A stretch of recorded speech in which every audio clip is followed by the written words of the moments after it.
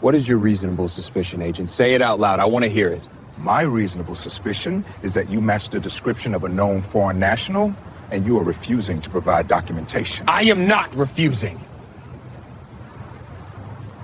For precisely 3 hours of his life, it cost the United States government $13.9 million. Not a penny more, not a penny less. That was the number the jury landed on. The cost of a refusal to make a single phone call. The cost of assuming the color of a man's skin was probable cause. The cost of handcuffing a 25-year veteran of the Atlanta Police Department in the middle of a sun-drenched afternoon while he was doing nothing more criminal than filling his gas tank. The story doesn't start in the courtroom, with the sharp suits and the hushed reverence for the law. It doesn't start with the verdict that sent shockwaves through the Department of Homeland Security. It starts at a BP station off I-20 under the oppressive glare of a Georgia sun. The time was 1:45 p.m. on a Tuesday. The temperature was 96 degrees, the kind of heat that radiates up from the concrete in shimmering waves, making the air itself feel thick and heavy. Captain Marcus Thorne, 49 years old, had spent his entire adult life in service to the city of Atlanta. He'd worked his way up from a beat cop in the roughest neighborhoods to the respected commander of the city's narcotics unit. He had taught courses on de-escalation and constitutional law at the police academy.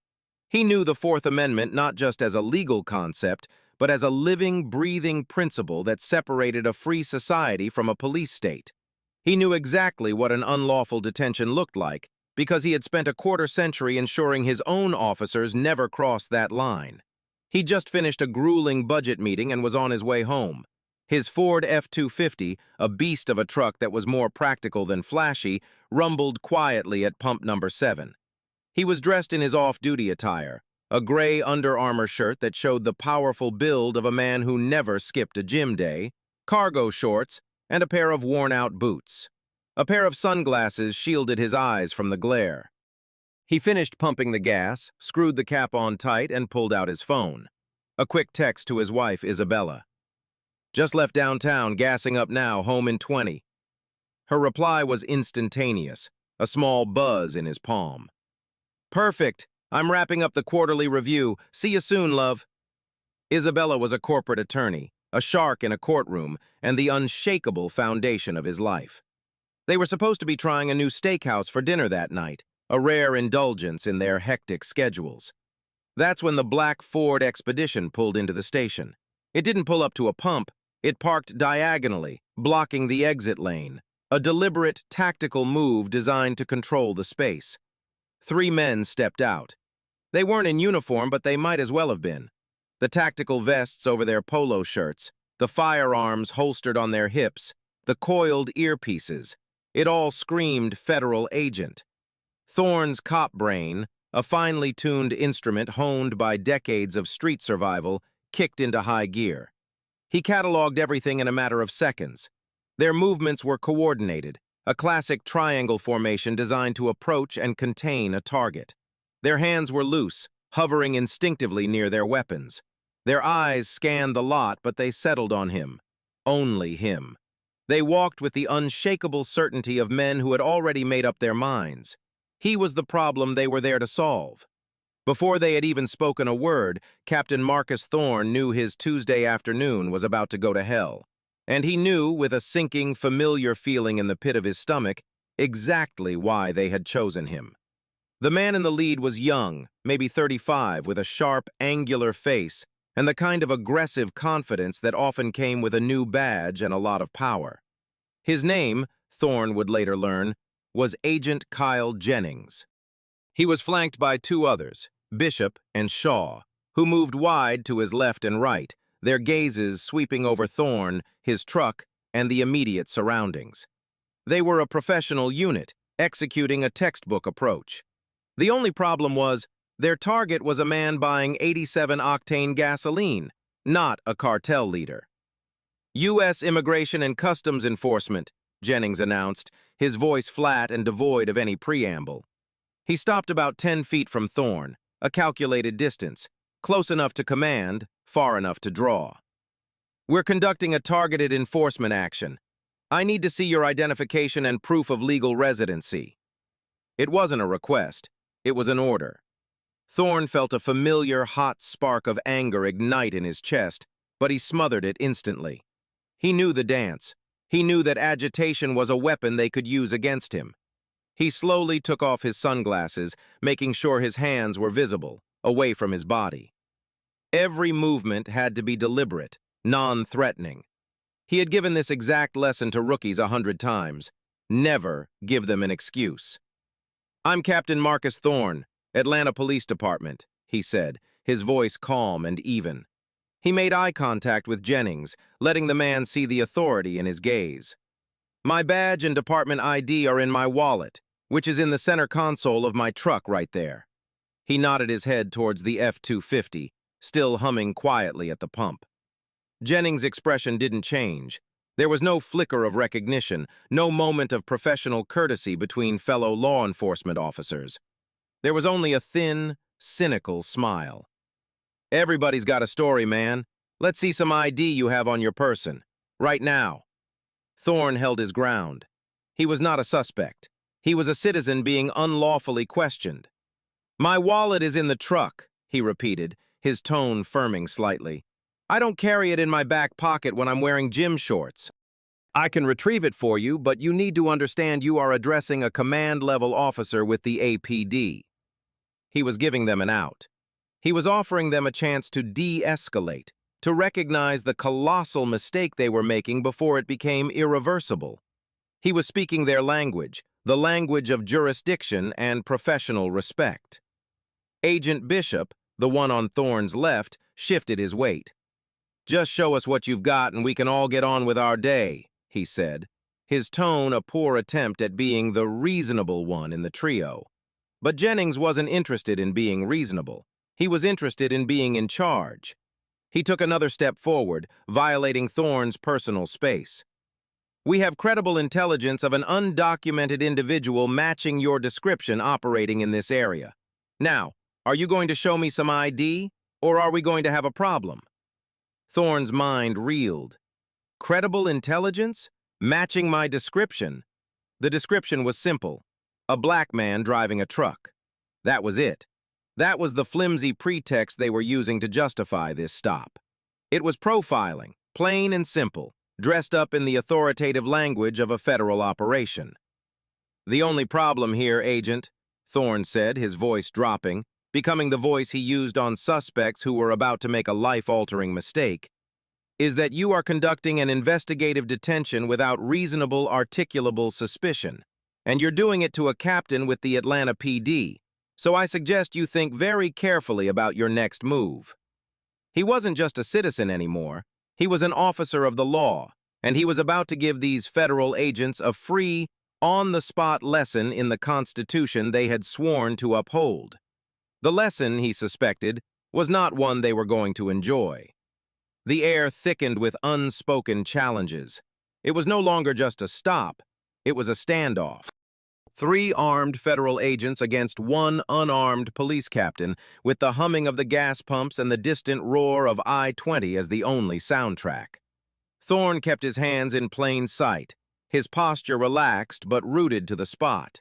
He would not be intimidated. "Let's make this simple," Thorne said, addressing Jennings directly but projecting his voice for the other 2 agents to hear clearly. "My name is Marcus Thorne. I am a captain with the Atlanta Police Department Narcotics Unit. My badge, number 714, is in my truck, right next to my department-issued firearm and my credentials. I am a natural-born United States citizen. You have no legal basis to detain me."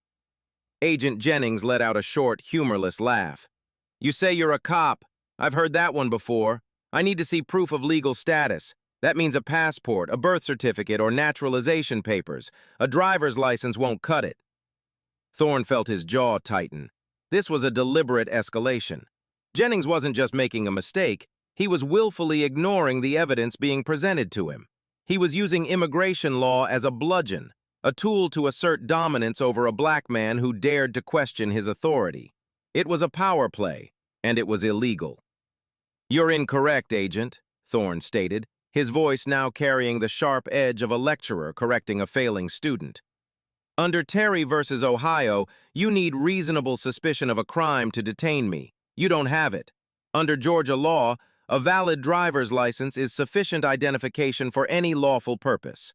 But more importantly, under professional courtesy, a concept you seem unfamiliar with, you would extend me the benefit of the doubt and allow me to retrieve my credentials. He gestured again toward his truck. One look at my badge and this is over. Or you can make a call. Central Precinct. Ask for Commander Frank Miller. Tell him you have Captain Thorne at the BP on the I-20. He'll clear this up for you in about 30 seconds. He was offering them a second out, a face-saving, simple solution. But Jennings wasn't looking for a solution. He was looking for a win. We're not calling anyone, Jennings snapped, his patience clearly gone. We'll verify your status downtown. You are being detained for investigation into your immigration status. On what grounds? Thorne demanded, his voice rising, no longer calm but ringing with righteous indignation. What specific facts led you to believe I am not a citizen? My shirt? My shorts? The fact that I'm getting gas on a Tuesday? What is your reasonable suspicion, Agent? Say it out loud, I want to hear it. The question hung in the humid air. Agent Shaw, the third man, exchanged a nervous glance with Bishop. They were followers, not leaders, and their leader was marching them off a constitutional cliff. They could see the situation spiraling, but they were bound by the chain of command, however flawed. My reasonable suspicion, Jennings said, his voice laced with venom, is that you match the description of a known foreign national involved in criminal activity, and you are refusing to provide documentation to prove your legal status. It was a lie. A flimsy, transparent lie constructed on the spot to justify his prejudice. Thorne knew it. The other agents probably knew it, but in that moment it was the only official reason that existed. I am not refusing, Thorne countered, his voice booming across the concrete. I have told you exactly where my identification is. You are the one refusing to look at it. You are the one refusing to make a phone call. This isn't an investigation. This is harassment. He took a half step back, creating a clear line. You have no right to demand my papers. My badge is in my truck. Let me get it and we can end this farce right now. Jennings shook his head, a final, irrevocable decision hardening his face. You're not going anywhere near that truck.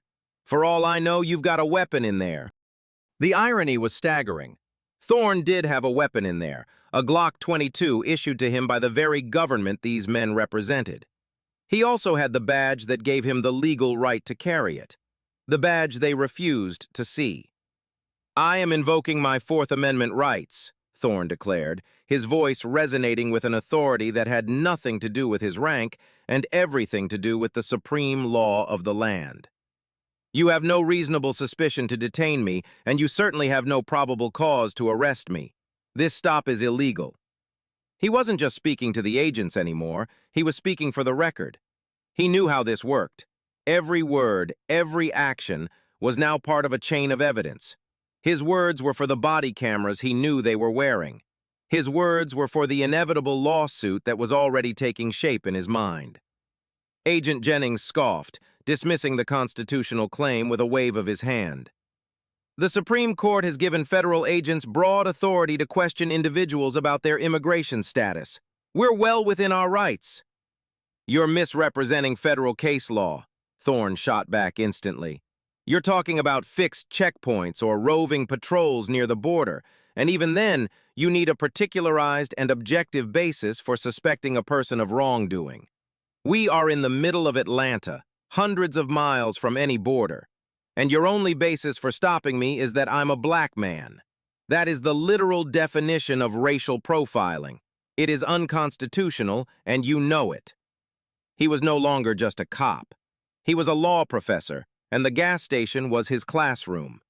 He saw the flicker of doubt in Agent Bishop's eyes. This wasn't the typical scared response they were used to. They had stopped a man who knew their playbook better than they did. You want to talk about the law? Thorne continued, pressing his advantage. Let's talk about it. What specific articulable facts made you target me and me alone at this gas station? There are 20 other people here. What was it about me? Jennings' face flushed with anger. He had been challenged, exposed, and he didn't like it. He was losing control of the narrative. Sir, you need to calm down. I am perfectly calm, Thorne said, his voice a dangerous monotone. I am simply asking you to justify your actions according to the Constitution you swore an oath to defend. If the answer is, because he's black, just say it. Let's get it on the record. The direct challenge was a gamble, but a calculated one. He was forcing Jennings to either admit his bias or fabricate a more elaborate lie. Either way, it would be documented. We're done talking, Jennings finally said, his authority crumbling into pure aggression. He nodded to his partners. We're taking him in. You are making a career-ending mistake, Thorne warned, looking directly at the lens of Jennings' body camera. I am Captain Marcus Thorne, Atlanta PD, badge 714. This detention is unlawful. You have refused to verify my identity. You have no cause. Everything you do from this moment forward is a violation of my civil rights. He could feel the eyes of other customers on them now. A man in a pickup truck at the next pump had stopped his refueling, watching intently. A young woman sitting in her car near the convenience store entrance had her phone up, the small black lens pointed directly at them. The audience was growing. The agents were no longer operating in a vacuum. Their actions were about to be judged by a much wider audience than just their own supervisors. Thorne knew that every recording, every witness, was another nail in the coffin of their illegal stop. The dynamic of the encounter shifted in an instant. It was no longer a private confrontation between four men. It was a public performance, broadcast and recorded for an unseen digital jury. The young woman in the sedan, a college student on her way to class, had her phone held steady. Her thumb had hit the red record button the moment she heard Thorne announce he was a police captain. Across the lot, the man in the pickup truck, a burly construction worker, had also raised his phone, his brow furrowed with concern. He recognized injustice when he saw it. Inside the BP station, the cashier, a man named David, had moved from behind the counter to the plate glass window. He wasn't just watching, he was narrating the events into his own phone to a 911 dispatcher. Yeah, I'm at the BP off I-20. There are 3 federal agents harassing a customer, a black man. He says he's a cop, but they're not listening. It looks like it's about to get ugly. Cameras everywhere. The agent's own body cameras, the witnesses' cell phones, and the high-definition multi-angle surveillance system of the gas station itself. 4 different angles from the station's cameras alone, capturing every gesture, every word, every tightening of a jaw muscle.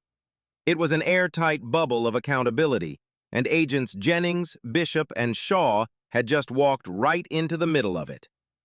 Thorne was acutely aware of every single lens. He had spent his career understanding the power of video evidence. It could exonerate you, or it could convict you. Today, he knew it would be his salvation. He made a conscious decision to position himself so that his face and the agents' faces were clearly visible to the woman in the sedan. He projected his voice, ensuring the microphones on their phones could pick up every word clearly. For the record, he announced, his voice carrying across the asphalt, it is now 1:58 p.m. I have been detained for approximately 10 minutes by ICE agents who have identified themselves as Jennings, Bishop, and Shaw. I have identified myself as a captain with the Atlanta Police Department. I have repeatedly offered to show them my credentials, which are located inside my vehicle. They have refused to allow me to do so, and have refused to contact my commanding officer to verify my status. Jennings took a menacing step forward. I'm giving you one last chance to comply. Put your hands behind your back. On what charge? Thorne demanded.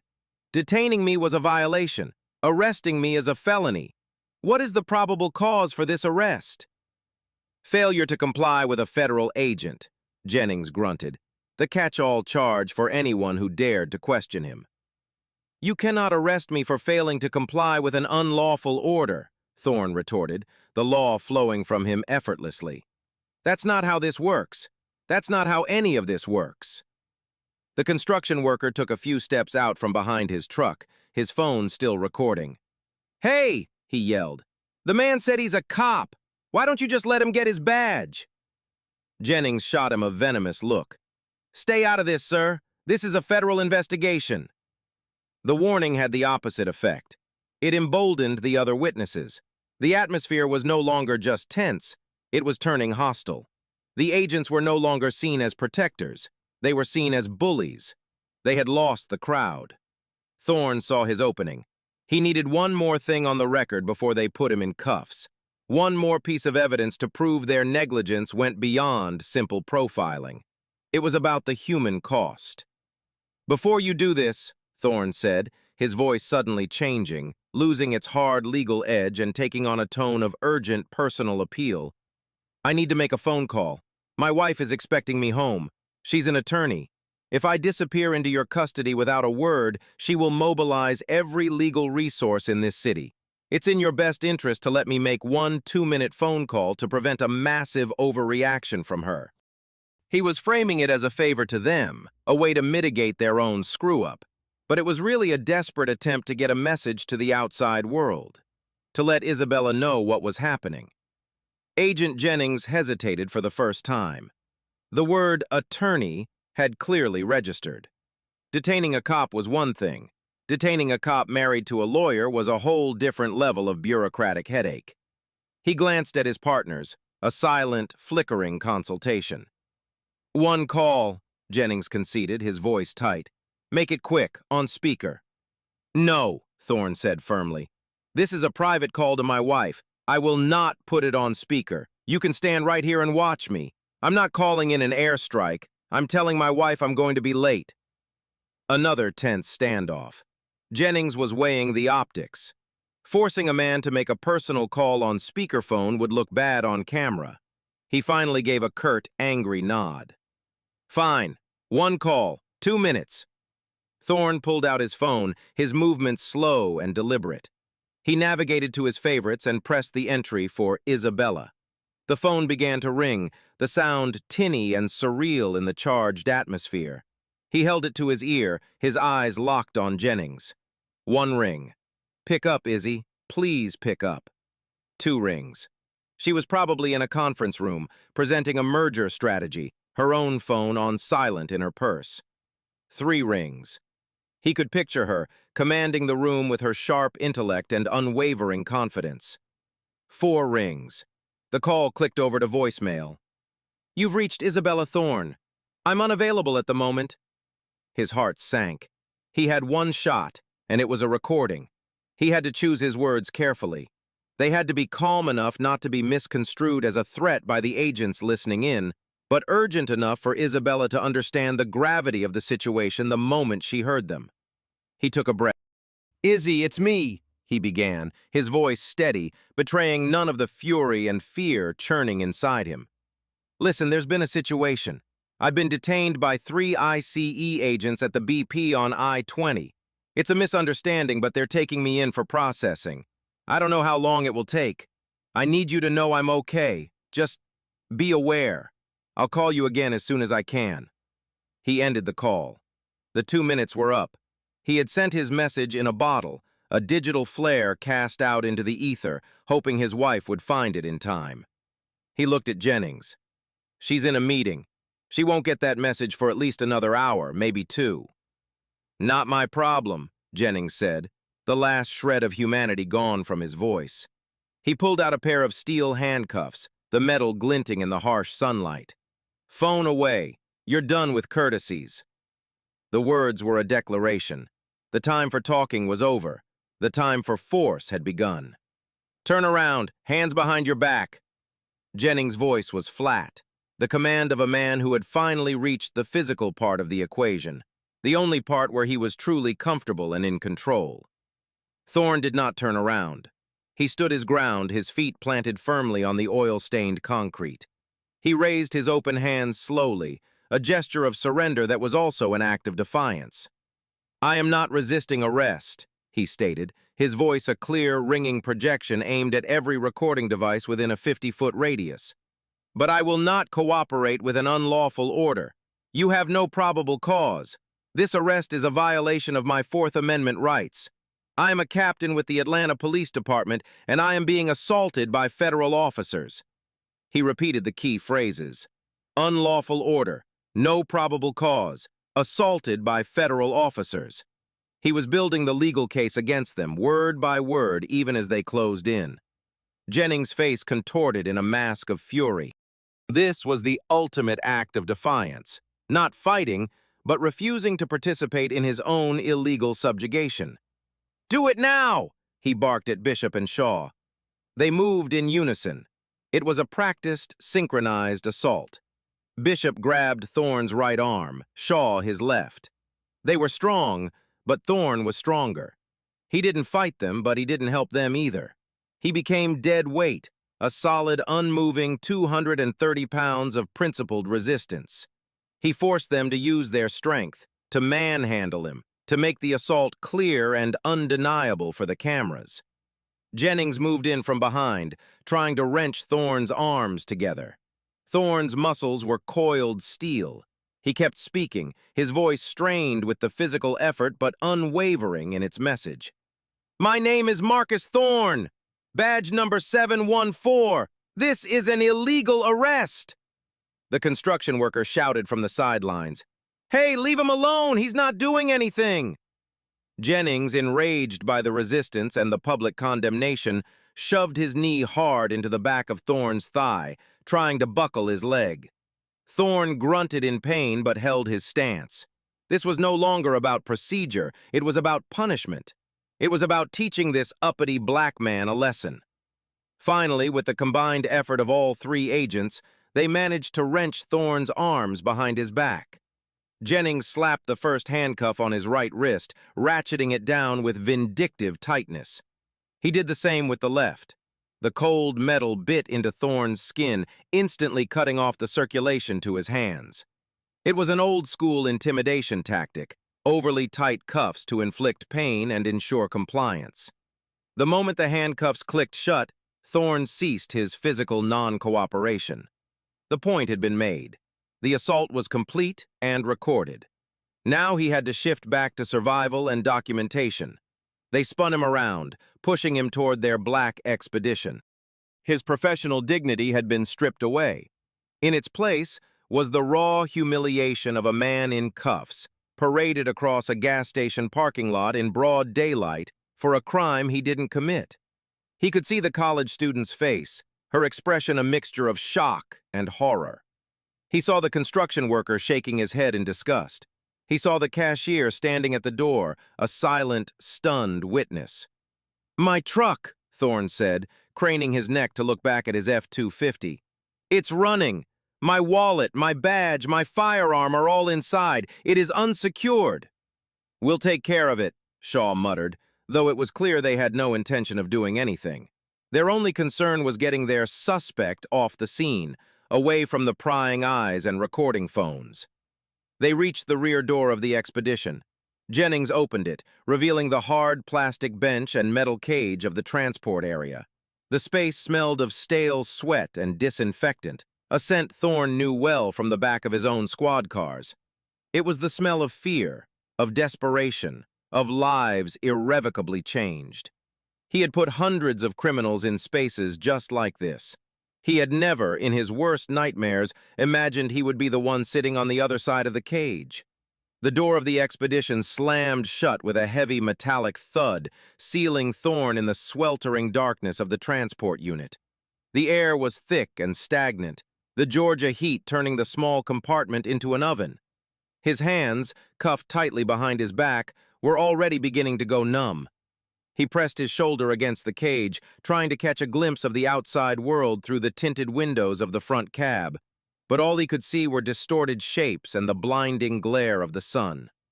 Jennings climbed into the driver's seat, Bishop in the passenger seat, and Shaw in the back. The engine roared to life, and the vehicle lurched forward, pulling out of the gas station and leaving Thorne's unsecured truck behind like a monument to their malfeasance.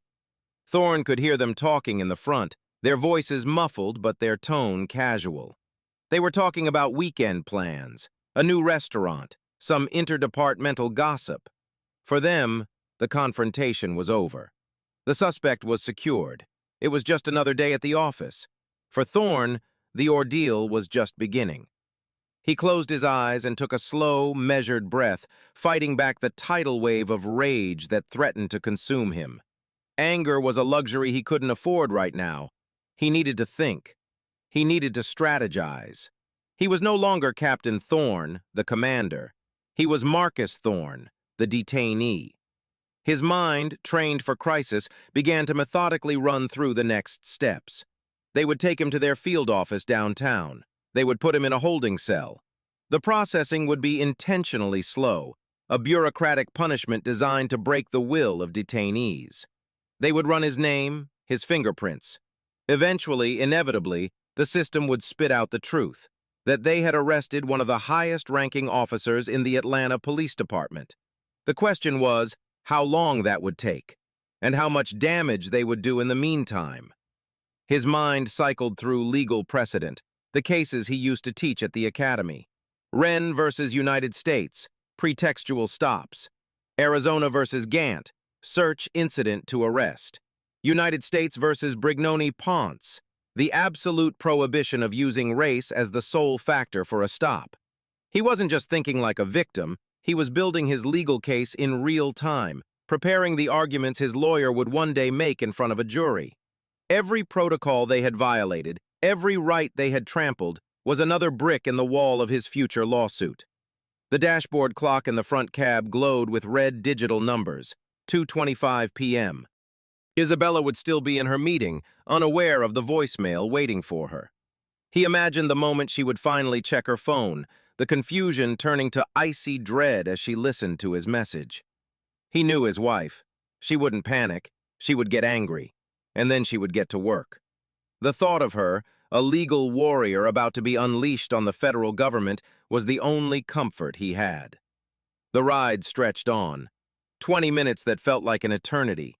Thorne listened to the crackle of their federal radio, a language he didn't speak. He was an outsider in the world of law enforcement for the first time in his life. He was no longer part of the thin blue line. He was just another black man in the back of a cage, his word against theirs, another statistic in a system that was not designed to protect him. He had believed, perhaps naively, that his badge, his service, his rank had somehow lifted him above the prejudice that so many others faced. In the span of a single afternoon, that illusion had been shattered. The blue uniform was just a costume. Underneath, to men like Jennings, he was the same as any other suspect. His skin was his true uniform, and in their eyes, it was a uniform of guilt. The expedition descended into the sterile concrete belly of the Atlanta Ice Field Office parking garage. The air grew cool and damp. The shift from the oppressive outdoor heat was jarring.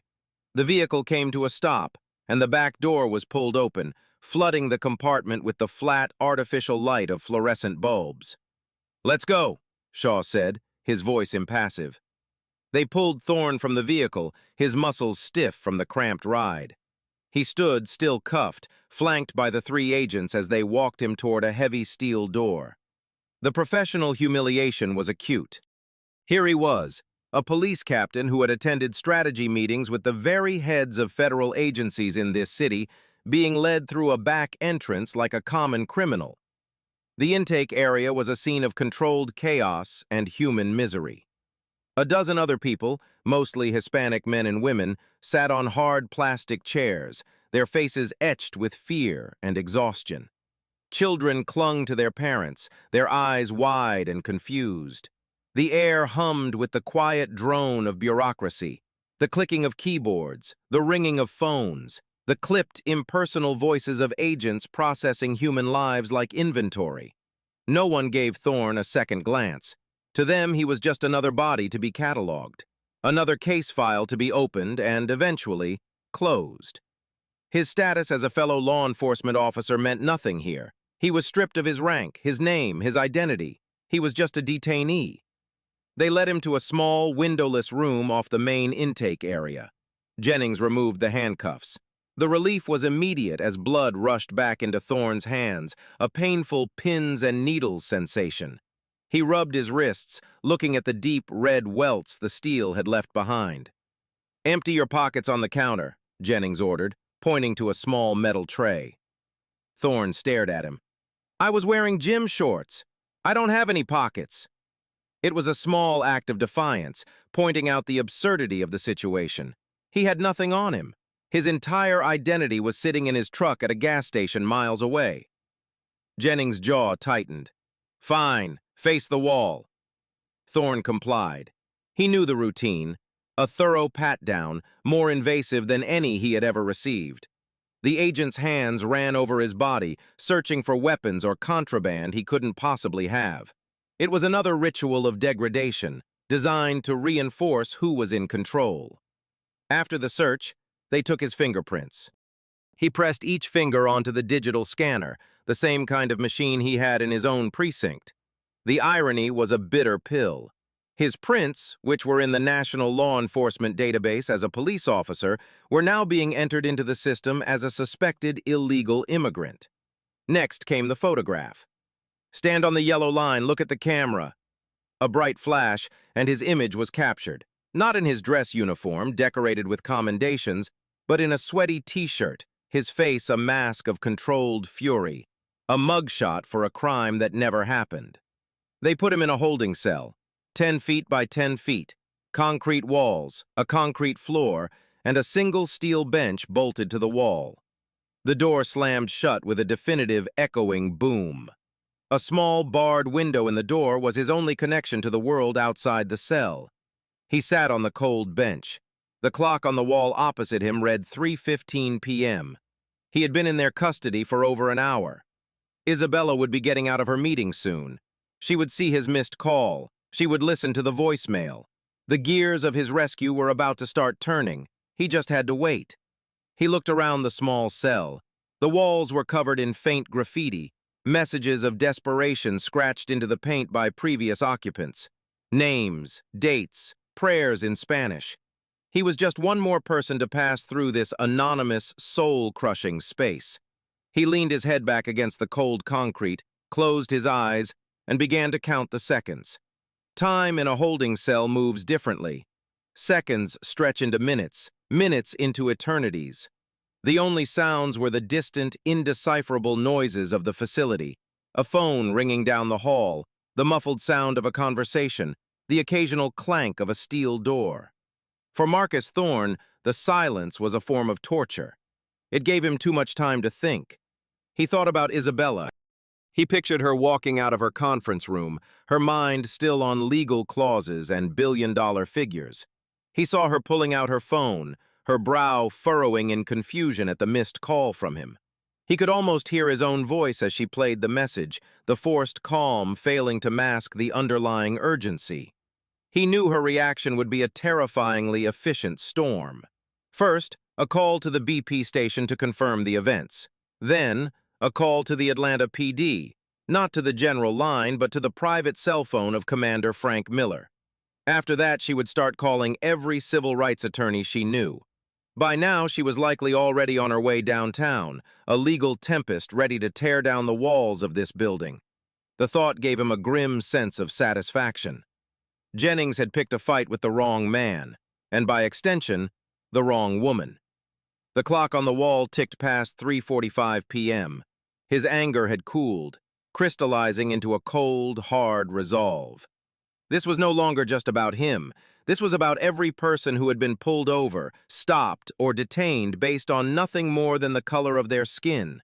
It was about the systemic abuse of power that he, as a police officer, had fought against his entire career. He had always been on the other side of this wall, fighting for justice for victims. He never imagined he would become one. He stood up and began to pace the small cell, 3 steps one way, 3 steps back. The motion was a physical release for the mental energy churning within him. He replayed the entire encounter in his mind, dissecting every word, every action. He had done everything right. He had remained calm. He had identified himself. He had cited the law. He had offered multiple ways to de-escalate. Their refusal to listen, their immediate escalation to force, was proof that the outcome had been decided before they ever even spoke to him. His guilt was preordained. 4:15 p.m. A new fear began to creep into his thoughts, a fear that had nothing to do with his own safety. His truck. It was still sitting at the gas station, unlocked, with his badge, his ID, and his service weapon inside. A police firearm and badge in the wrong hands was a recipe for disaster. Anyone could break the window, take the gear, and impersonate an officer. He had told them it was unsecured. He had warned them. Their negligence was staggering. He walked to the door and looked through the small, barred window. He could see agents walking by, laughing, holding cups of coffee. They were going about their day, completely oblivious to the ticking time bomb they had created, both for the city of Atlanta and for their own careers. He knocked on the door, a sharp, authoritative rap. "Guard!" he called out. A moment later, a young, bored-looking agent appeared at the window. "What do you want?" "I need to speak with the agent in charge," Thorne said, his voice level. "My name is Captain Marcus Thorne. The agents who brought me in left my police vehicle unsecured at a public gas station. My firearm is in that vehicle. You need to send a unit to secure it immediately." The young agent looked at him, unimpressed. "Someone will be with you shortly to verify your identity," he recited, the standard bureaucratic line. He then turned and walked away, dismissing the urgent security threat as if Thorne had merely asked for a glass of water. Thorne stepped back from the door, a fresh wave of fury washing over him. It wasn't just incompetence anymore, it was a willful, dangerous disregard for public safety. They weren't just violating his rights, they were putting the entire city at risk. The wait was no longer just agonizing, it was becoming reckless. At precisely 3:28 p.m., Isabella Thorne concluded her presentation. The deal was a complex, multinational merger, and she had just spent 2 hours expertly dismantling the opposition's arguments. As handshakes were exchanged, she finally retrieved her phone from her briefcase. Her screen was lit up with notifications, but one stood out: a missed call and a voicemail from Marcus. She stepped into the hallway, a smile on her face, expecting to hear his familiar, warm voice complaining about traffic. She pressed play. "Izzy, it's me. I've been detained by 3 ICE agents at the BP on I-20. They're taking me in for processing." The world around her seemed to slow down. The muted chatter from the conference room faded into a dull roar. Her blood ran cold. Detained. ICE. Processing. The words didn't compute. Marcus. Her Marcus. It had to be a mistake, a bizarre, twisted joke. But she knew her husband's voice. The forced calm was a thin veneer over something terrible. Her legal mind, trained to be methodical and ruthless, took over. She didn't panic. She didn't scream. She went into combat mode. Her first call was to the BP station. A flustered cashier named David answered. "Yes, ma'am, I saw the whole thing. They arrested him. He kept saying he was a police captain, but they wouldn't listen. It was awful. The man in the pickup truck got the whole thing on video." Confirmation. This was real. Her fingers flew across the screen. Her next call wasn't to 911. It was to Commander Frank Miller's private cell. "Frank, it's Isabella." "Izzy, how are you? How'd the meeting go?" "Frank, listen to me carefully," she said, her voice tight and controlled. "Marcus has been arrested. ICE. They took him from the BP on I-20 about an hour ago. He said they were taking him for processing. He's in federal custody." There was a moment of stunned silence on the other end of the line. Then, Miller's voice, no longer friendly, became cold, hard steel. "What the hell are you talking about?" "It's not a mistake, Frank. I have a witness. Marcus left me a voicemail. He's in their system. You need to find him. Now." "I'm on it," Miller said, and the line went dead. Isabella was already dialing her next number. Eleanor Vance, the most feared and respected civil rights attorney in the Southeast, a woman who ate federal agencies for breakfast. "Eleanor, it's Isabella Thorne. I have a situation. It's personal." She quickly relayed the facts, her voice a clipped, precise instrument of legal fury.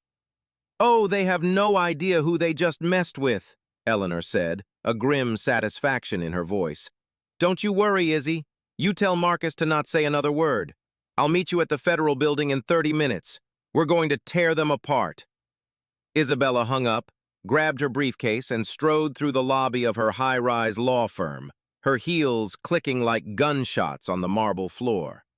The polite smiles from her colleagues went unnoticed. She was no longer a corporate attorney negotiating mergers. She was a wife on a mission. The federal government had just kidnapped her husband, and she was about to declare war. As she pushed through the revolving glass doors and out into the blazing Atlanta sun, her mind was a whirlwind of legal filings, press releases, and restraining orders. They thought they had detained a suspect. They had no idea they had just awakened a sleeping giant. Commander Frank Miller slammed down his office phone, the force of it rattling a framed picture of him and Thorne at a police charity event. Fury radiated off him in waves. Marcus Thorne wasn't just his best captain, he was his friend of 30 years. They had come up through the ranks together, had each other's backs in street brawls and political firefights. The idea of him being treated like a common criminal by another law enforcement agency was not just an insult, it was a sacrilege. He immediately got on his own desk line and dialed the number for the ICE field office. He didn't bother with the public line, he had the direct number for the agent in charge. A desk agent answered. "This is Commander Frank Miller, Atlanta Police Department Narcotics Unit," he said, his voice a low growl. "You are holding one of my officers, Captain Marcus Thorne, badge number 714. I need to speak to your supervisor immediately." The perfunctory, "Please hold, sir," was met with a curt, "Don't you dare put me on hold." There was a nervous shuffle on the other end of the line. A few moments later, a new voice came on, smooth and bureaucratic. "This is Supervisor Daniel Klein. How can I help you, Commander?" "You can start by explaining why my top captain is sitting in one of your holding cells," Miller snapped, dispensing with all pleasantries. "He was detained at a gas station over 2 hours ago. What in God's name is going on down there?" "Commander, we're in the process of verifying his identity," Klein began, his tone condescendingly calm. "Your officer was unable to provide sufficient documentation at the scene." Miller cut him off, his voice exploding through the phone. "Verifying what? He is the documentation. He's a 25-year veteran of the APD. He told your agents who he was. He gave them my name. A 5-minute phone call would have solved this 2 hours ago. Instead, you chose to arrest him and leave his service weapon in an unsecured vehicle in a public place. Are you insane?" There was a moment of stunned silence on Supervisor Klein's end. The firearm issue was clearly news to him. "If Captain Thorne is not released unharmed and with a profound apology in the next 10 minutes, Miller continued, his voice dropping to a deadly quiet, "I will be making 2 phone calls. The first will be to the U.S. Attorney's Office to report an unlawful detention and civil rights violation. The second will be to the FBI to report a credible threat of domestic terrorism, as your agents have knowingly allowed a police firearm to be left unsecured and available to the public. You will find your office under a federal investigation that will make your life a living hell for the next decade. Am I making myself clear?" It was a nuclear option, a declaration of war between 2 law enforcement agencies. But Miller didn't care. They had crossed a line. The bureaucratic calm in Klein's voice evaporated, replaced by frantic energy. "Commander, let me look into this immediately. There appears to have been a miscommunication." "There was no miscommunication," Miller retorted. "There was incompetence and profiling. 10 minutes, Klein. The clock is ticking." He hung up the phone. He stood up and walked to his window, looking out over the sprawling city that he and Marcus had sworn to protect. He knew that what he had just done would have political fallout, but some lines you just didn't let people cross. They had picked the wrong cop on the wrong day. And now, the full weight of the Atlanta Police Department was about to come crashing down on their heads. At 5:02 p.m., 3 hours and 17 minutes after the initial stop, the door to Thorne's holding cell opened. Supervisor Klein stood there, his face a carefully constructed mask of neutrality. Behind him, looking pale and deeply uncomfortable, was Agent Kyle Jennings. "Captain Thorne," Klein said, his voice slick with feigned professionalism. "There seems to have been a significant misunderstanding. We've verified your credentials. You're free to go. My sincerest apologies for the inconvenience." Thorne rose slowly from the steel bench, his joints stiff. He looked past Klein and fixed his gaze directly on Jennings. "A misunderstanding?" he repeated, his voice flat and devoid of emotion. "You call handcuffing a police captain, throwing him in a cell for 3 hours, and leaving his firearm unattended because he was buying gas while black a misunderstanding?" Klein had the decency to look away, but Jennings held Thorne's gaze, a flicker of his earlier arrogance still present. "We were following procedure based on the information we had," Jennings mumbled, a weak and pathetic defense. "You had all the information you needed the second I opened my mouth," Thorne shot back, taking a step forward. Klein instinctively put a hand up as if to mediate. "You had my name, my rank, my commander's name. You didn't follow procedure, you followed your prejudice. You refused to make a phone call. You chose this."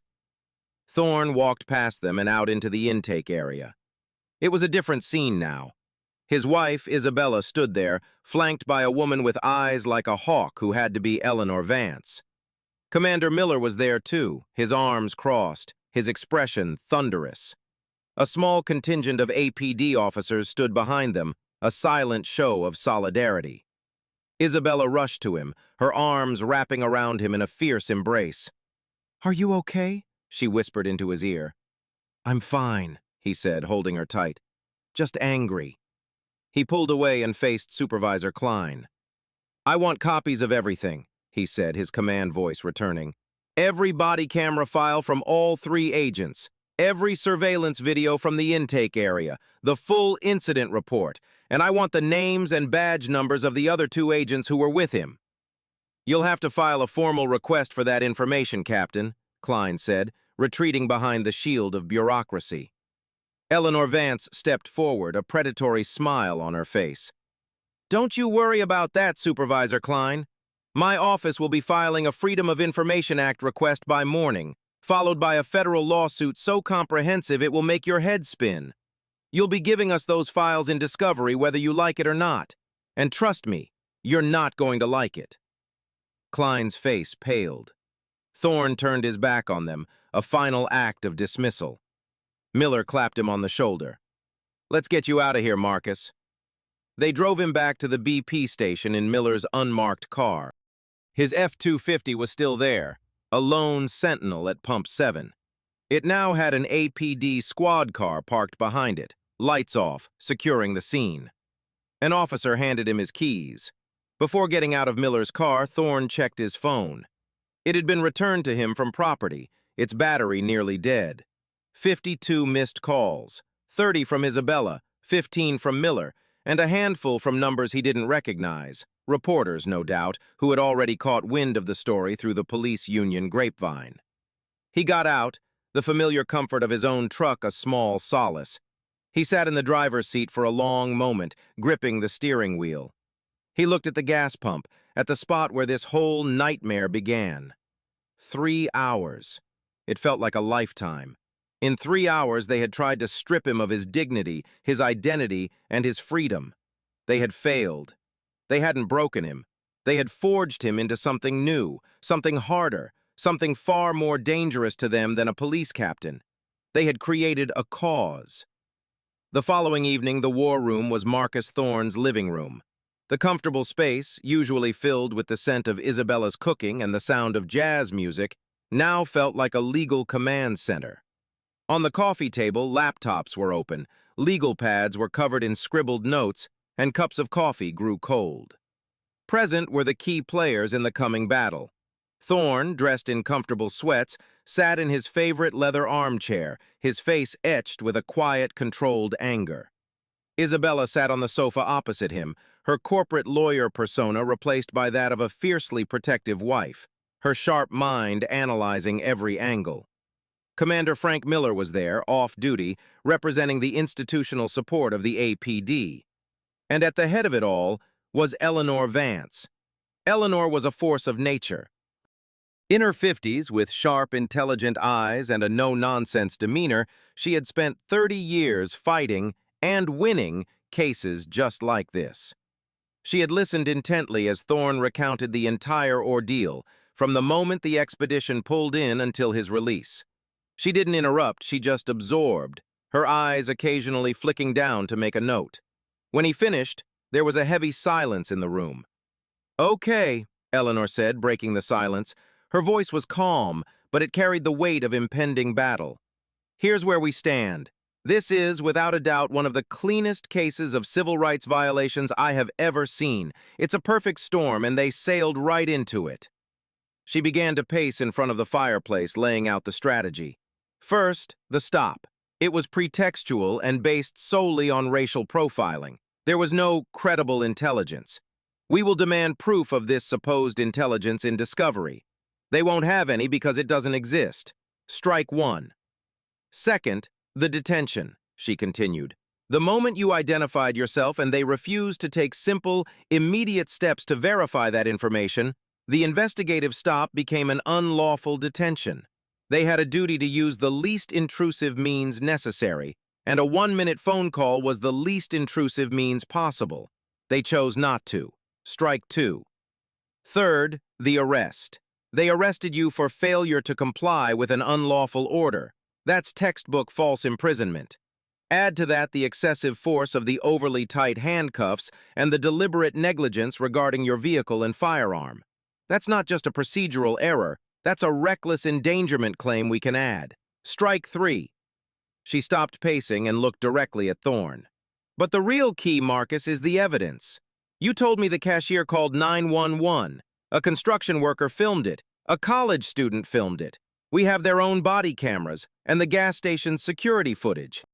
We have a multi-angle, high-definition recording of them violating the Constitution. It's an early Christmas present. So what's the first move? Isabella asked, her legal mind kicking in.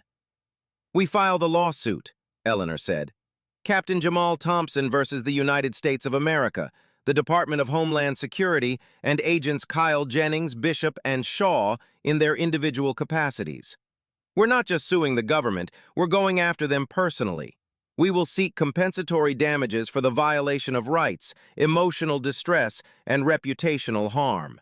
And we will seek punitive damages to punish them for their malicious and reckless conduct. She turned to Miller. Frank, I need a statement from you on the record about Marcus's character, his service record, and the details of your phone call with Supervisor Klein. We need to establish that the APD was ready and willing to verify, and that ICE refused. You'll have it by morning, Miller confirmed. Eleanor looked back at Thorne, her expression softening for a moment. Marcus, this is going to be a long fight. They will try to dig up dirt on you. They will try to paint you as an angry, uncooperative man. They will try to make this your fault. You have to be ready for that. Thorne met her gaze, his own eyes like flint. Eleanor, for 25 years I've put on a uniform and faced down men with guns, knives, and nothing to lose. I'm not afraid of a few government lawyers. Let them come. Let's go to war. The trial began 19 months later. 19 months of legal maneuvering, depositions, and stonewalling from the Department of Homeland Security. Their initial move was to try and have the case dismissed on the grounds of qualified immunity for the agents. The judge, a formidable woman named Althea Simmons, denied the motion in a scathing written opinion that was practically a preview of the trial to come. The government then offered a settlement. A lowball, insulting figure of $50,000, contingent on a non-disclosure agreement. Eleanor Vance had laughed and sent back a 2-word email. See you. The federal courthouse in Atlanta was packed every day of the trial. The front rows were filled with off-duty APD officers, a sea of blue in quiet solidarity with their captain. Civil rights groups, law students, and national media filled the rest of the benches. The case had become a flashpoint, a national symbol of federal overreach and the enduring fight against racial profiling. The government's defense was predictable. They argued that the agents had acted in good faith based on intelligence. that Captain Thorne had been uncooperative and escalated the situation, and that their actions were a reasonable response to a potential threat. It was a narrative that began to crumble on day 2, when Eleanor Vance presented the video evidence. She had an audio-visual team synchronize all the available footage onto one large screen for the jury. On the top left was Agent Jennings's body camera. Top right, Agent Bishop's. Bottom left was the cell phone video from the construction worker, shaky but clear. Bottom right was the high-definition, wide-angle shot from the gas station's security camera. Eleanor let the footage play with no commentary. The jury watched in stunned silence. They saw the agent's tactical, aggressive approach. They heard Thorne's calm, clear voice as he identified himself. They heard him 6 different times offer simple ways for them to verify who he was. They heard Agent Jennings dismiss his claims with cynical disbelief. They saw Thorne invoke his Fourth Amendment rights, his voice ringing with the clarity of a man who knew the law because he had spent his life enforcing it. They saw him stand his ground, not with aggression, but with the quiet dignity of a citizen refusing to have his rights trampled. Then came the arrest. The jury flinched as they watched the 3 agents manhandle the unresisting captain. They heard the sickening ratchet of the handcuffs being pulled too tight. They saw the pain and humiliation on Thorne's face, captured from 4 different angles simultaneously. When the footage ended, the courtroom was utterly silent. 2 of the jurors, a middle-aged man and a young woman, were visibly shaking their heads in disgust. An elderly woman on the back row quietly wiped a tear from her eye. In the span of 15 minutes, the government's entire narrative had been obliterated. The final nail in the coffin was Thorne's testimony. He took the stand not as a victim, but as an expert witness in his own case. For 7 hours over 2 days, he walked the jury through police procedure, constitutional law, and the events of that afternoon. "I have conducted thousands of stops in my career," he told the jury, his voice steady and powerful. "I have made hundreds of arrests. I know what reasonable suspicion is. I know what probable cause requires. Agent Jennings and his team had neither. They had a preconceived notion. They saw a black man and their training went out the window, replaced by bias. My badge, my years of service, my oath to this city, none of it mattered in that moment, because in their eyes, I was not a captain. I was a suspect. My skin was my only crime." As he spoke, he wasn't just talking about himself. He was giving voice to the millions of people who had experienced the same injustice, but lacked the platform, the knowledge, or the resources to fight back. He was their captain now, and he was leading the charge. The jury deliberated for 4 days. To the outside world, it might have seemed like a long time for such a clear-cut case, but inside the jury room, they were not just deciding guilt, they were quantifying an injustice. They were putting a price on dignity, on freedom, on the violation of a sacred trust. When they filed back into the courtroom, the atmosphere was electric. Marcus Thorne sat at the plaintiff's table, Isabella's hand resting on his. He met the gaze of the jury forewoman, a high school history teacher. She gave him a small, almost imperceptible nod.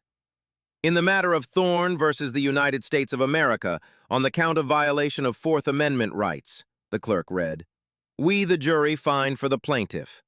A quiet gasp went through the courtroom. "On the count of false imprisonment, we, the jury, find for the plaintiff." "On the count of assault and battery, we, the jury, find for the plaintiff." With each count, another layer of vindication settled over Thorne. It wasn't about the money, it was about the truth. It was about a jury of his peers officially declaring that what had happened to him was wrong. The damages phase took another 2 days. The jury heard testimony about Thorne's insomnia and anxiety following the arrest. They heard Isabella speak about the fear she felt listening to that voicemail, the agonizing hours not knowing where her husband was. They heard from a police psychologist who testified about the unique trauma of a law enforcement officer being victimized by the very system he is a part of. On the final day, a Thursday afternoon, the jury announced the award. $9.8 million in compensatory damages. And in a stunning rebuke of the agent's conduct, $4.1 million in punitive damages, levied directly against Jennings, Bishop, and Shaw. The total was $13.9 million, the cost of 3 hours. In the aftermath, the Department of Homeland Security issued a terse statement about reviewing our policies and training procedures. Agent Jennings was fired. Agents Bishop and Shaw were suspended and reassigned to desk duty in a remote office in North Dakota. Supervisor Klein was demoted. It wasn't enough, but it was a start. Thorne knew the money could never erase the humiliation or the anger, so he decided to use it to build something. He and Isabella used a significant portion of the settlement to establish the Thorne Justice Foundation, a non-profit organization dedicated to providing free legal representation to victims of civil rights abuses by law enforcement. The irony was not lost on anyone. A man wrongfully targeted by a system now funded the defense of others caught in its crosshairs. He retired from the Atlanta PD a year later, in early 2026, after a distinguished 27-year career. He didn't want his legacy to be that of a victim. He wanted it to be that of a fighter.